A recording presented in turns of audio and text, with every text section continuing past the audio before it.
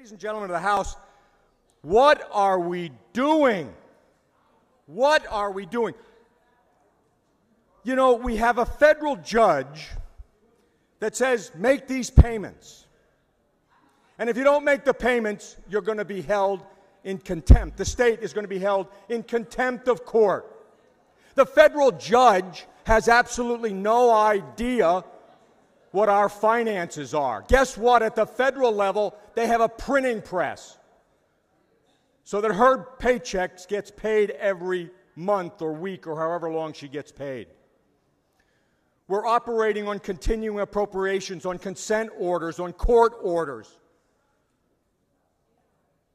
Guess what? We had a state fair. We had a state fair, and we had a state fair because the budget for the state fair is contained in the appropriation for the Department of Agriculture.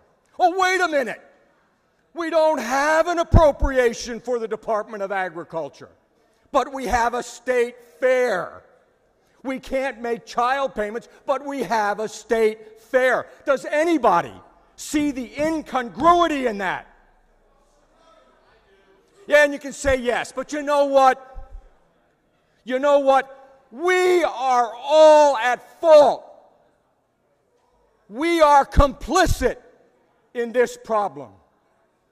We are complicit in this problem. We are enablers of our leaders. I have had any number of discussions with colleagues on my side of the aisle, on the Democrat side of the aisle, and they say, why? Why? There is a middle ground. There is a middle ground. Now, we're not going to get all the money that my friend from McHenry County thinks we're going to get simply by closing loopholes. It's going to take revenue. That's taxes, for those who don't like the term revenue.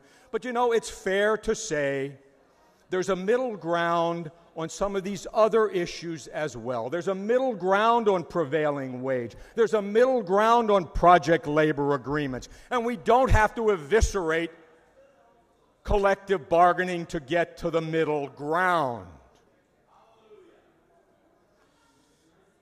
The state legislatures are leader-driven institutions. They are leader-driven institutions. Nothing happens unless the leader moves legislation through the process. Nothing happens unless the governor says, I'm willing to sign the legislation. So knowing that, let me say this. Governor Rauner, Speaker Madigan, President Cullerton, Leaders Radonio and Durkin, I implore you, I beseech you, I beg you, stop this madness. The great state, our great state of Illinois, this land of Lincoln, is going to end up where we were 4 and 5 and 6 years ago with $7, $8, $9 billion of back bills that we can't pay because, you know what, I'm not a very bright guy, but I know this. We're going to bring in $32 billion, maybe $32.5, with the tax structure that we have now. We are on autopilot, and no one disagrees that we are not going to spend any less at the current rate than $38 billion. That's $5 billion in difference. What are you going to do when the money runs out? I don't care what a federal judge says. If the comptroller doesn't have the money in the account, they can't send out the check.